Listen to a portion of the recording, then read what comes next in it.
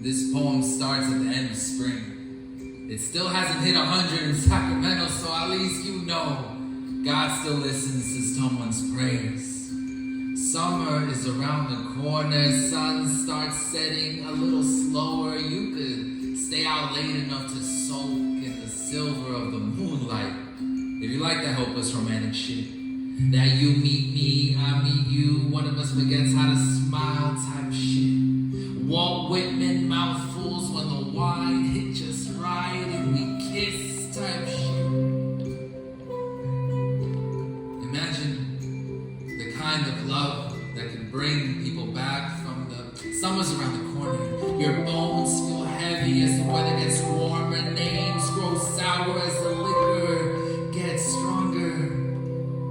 There are emotions deeper than skin and they can grow thick if you let them.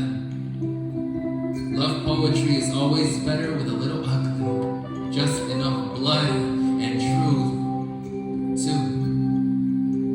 Sometimes I'm scared I'll look at the moon for the last time and not know it. I mean, Grandpa packed his bags really last year.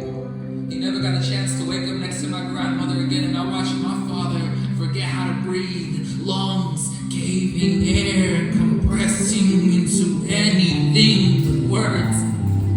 There are emotions deeper than the skin, bone thick, stuck in the marrow of our ribs. How do you describe what nobody else can see? How do you describe the face your cousin makes right before they kill him? How do you describe his begs, his pleads, his calls for his mother? God damn it, how do you say his name? With every mother's bones turning into lead. Gabriel. His name was Gabriel, and when we met, we played with marbles until the sun set. I'd like to think his casket was made out of the same wood as his slingshot. He said he could hit anything he aimed at. One time he pointed it at the sky. He said he could knock down the sun, but he never liked the night. And they killed him in the night. They kicked his body still, left him covered in blood and leaves. Imagine the kind of love that can bring people back from the dead.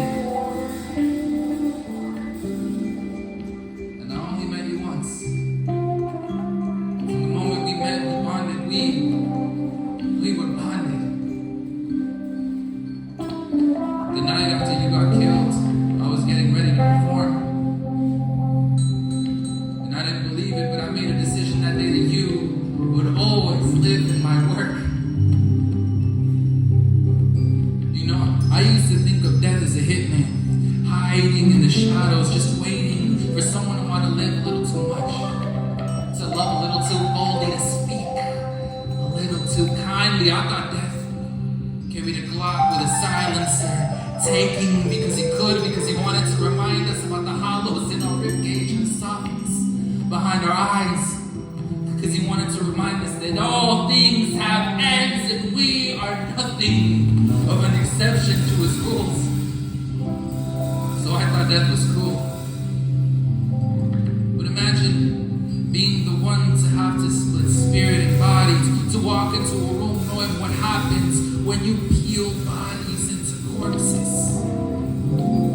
Maybe death is a small man, a quiet man walking with bad knees and a cane, holding those souls between his fingers like secrets. And then maybe he hates his job and having to walk in the rooms not knowing who he's there to pick up. Like imagine the pain he must feel when he sent for a child who doesn't even understand why he's there.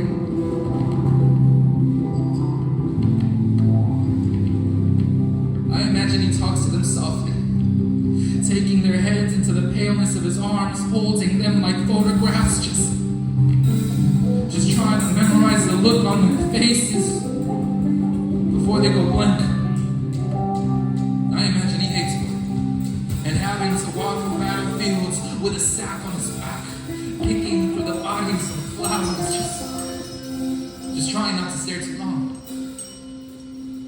I'd like to think that the night he visited my grandfather, he woke him up gently from his sleep and carried him over his shoulder like an old friend after drinks. I'd like to think he carried my grandfather straight into the moon, stopping only to smell the air, crisping into a new day, letting it fill my grandfather's lungs, letting it forgive the gravity of his body. Maybe death left some kind of explanation in my grandmother's hair. You know, maybe it's the reason it started falling out. Maybe there's some kind of message in the pile of loose strands, a note not promising a tomorrow or asking forgiveness for a yesterday, but swearing by it today, swearing by it today, swearing by it today. And we get to live because we get to live. We get to move on. And they said that death cannot be the end. Matter cannot be created or destroyed. When people leave us, their love transforms and returns. But what about the people that leave us? Scene 1. A diner. As she sits right across from me, I know it's fate. Like broken credit sticks, kind of destiny you can tuck in your back pocket. Fingers crossed, it lasts forever on late nights. When I call her phone and she answers after the first dial tone, like meet me in between the lines, twist me into your favorite kind of knot. My good is telling me that you are too good to be innocent. Maybe you're a new reality in the making, because you got the kind of eyes that remind me so much of the future I've always wanted. Scene 2. The bed. It could be any bed, but pick the first bed that comes to your mind when you find out that this is a sex scene. We are nothing as we rip apart our mouths. Life is too easy to forget. We blur like old memories, and dead friends drink from the thick and break into fragments of silence. It's almost here again, and you tell me that you don't know who you are, and I believe you. I don't know who I am. We are shadows of the people that we pretend to be. So we slip into each other like whispers. You make my mouth remember dryly. We fade away like old photographs. Break like the quiet when you bury the dead. You leave your shame around my neck. See, anyway, it's 2:35 a.m. Boy holds his phone against his chest and looks up at the ceiling. Dissolve on his face like a black eye. His phone buzzes, but he doesn't look at it. He stares off into a moment. He lives. The smell in his air. The silence like Cortez. The way she lives only in the moment. The way he can't pull away from his yesterday. He lives. Again, in a quiet place uptown, a girl in a drug, in a daze, in love. But not with him. Not with me. And I gotta admit, the thing that hurt the most was when she blocked me on Spotify, because I felt like I had some really amazing playlists there. And maybe she just got tired of all the Chicano rap. I had a lot of Chicano rap at the time. And that was like my theme. You know, when you see me walking around with my Nike Cortezes, that's my superhero anthem. And speaking of Nike Cortezes, they started selling these at Urban Outfitters, which is insane. You would have never seen that 10, 15 years ago. And people on Twitter were like, man, they were like, yo, this is crazy. Someone should write a poem about this. Ode to Nike Cortezes at Urban Outfitters. I used to run in you, up the street, down the street, home. Whenever a car full of dudes would pull up and ask me where I was from, the big homies wore you everywhere. To brawls and bathrooms, weddings, graduations, and funerals. My mom never really let me wear you out though, see, cause she knew what you represented.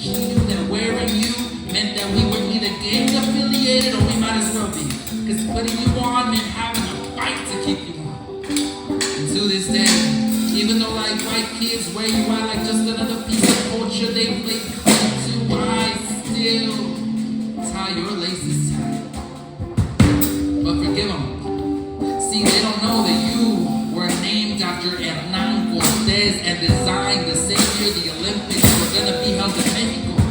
They don't know that you are the legacy of colonization that the homies reclaimed for the stars, for la vida loca, this crazy life growing between the concrete. See, they don't know that you come with gang colors on your tongue and blood stains on your heels, so they dress you up in these greens and these purples are natural to your legacy. And I'll sell you for more money than the kids on the block can pay. See, they don't know that you're worth more laps around the block than they'll ever be brave enough to walk the real urban outfit. Saw you paired with Pres Dickies and clean crisp white tees. But now, they just sell you to all the white kids that were always afraid to walk around you. And it's cool. Yeah, they could pretend to know the myth. They could wear the legend at their feet because you were designed in shackles. But only we know how to make you run. And run we did. Run I did. You know, these shoes saved my life a couple times. And the person that taught me how to love these shoes was my next door neighbor Alex. He was a Sacramento at the time. And he'd come home bruised up, fucked up. And it didn't matter if he had to fight one guy or four guys, because he'd fight. He was the epitome of Mexican masculinity that I wanted to wear around my skin. You know, he taught me how to fight. He would put these tacks and these thorns in my hands. And I'd ball up my fists and I'd wince from the pain. And we would box. And he would tell me to fight. And I would wince. And he would say, Jorge, you fight. And I would wince. And he'd say, don't you cry, man. You keep punching. Don't you cry. Don't you be no bitch. Don't you cry. Don't you cry. Don't you cry. You know, if I could talk to the teenager I once was, I'd probably just hold him like an estranged father. You know, I did my best. No one's perfect. I mean, he's just too young to understand the world, and while I wasn't there when he needed me, I give him money from my wallet. I mean, it's the least that I can do, right? I tell him about the manhood that I inherited from my father, how absence is sometimes the strongest form of love, how a man cannot become a man until the boy inside him bleeds out. Knowing him, he wouldn't make eye contact, and knowing me, I wouldn't either. I'd probably just get up to leave after sifting by. I'd offer up another river of apologies. I'd tell him that I'd come back for him when the time was right. And we love to believe the time is all that's needed to heal. That after decades of wringing the soft from our bodies, that we can still live inside ourselves and be whole. Listen, there's two things that you need to know about me to understand why I am the way I am. Number one, I am an immigrant with family hailing from Michoacán, Mexico. And number two, I hate it. Oh, I hate it. But see, sometimes I feel guilty for killing ants, because I'm an immigrant, and yet somehow I feel justified in passing this moral judgment onto those that I consider as trespassers in my home. But to me, home is a metaphor for country. Immigrants is a metaphor for the invisibility that I've inherited. So I feel guilty when I kill ants, especially because I can't blame them for their hunger, for looking for food and finding it in our cupboards. I mean, it is nobody's fault that there's abundance here. But hunger is a loose translation for the desire for citizenship. You know, in my dreams, I see these ants, and they're crossing deserts for sustenance, only to find death in my hands. So I feel really guilty for killing ants. But the thing is, I can't ignore them. Where there's one ant, it's like there's entire colonies ready, waiting to invade our home.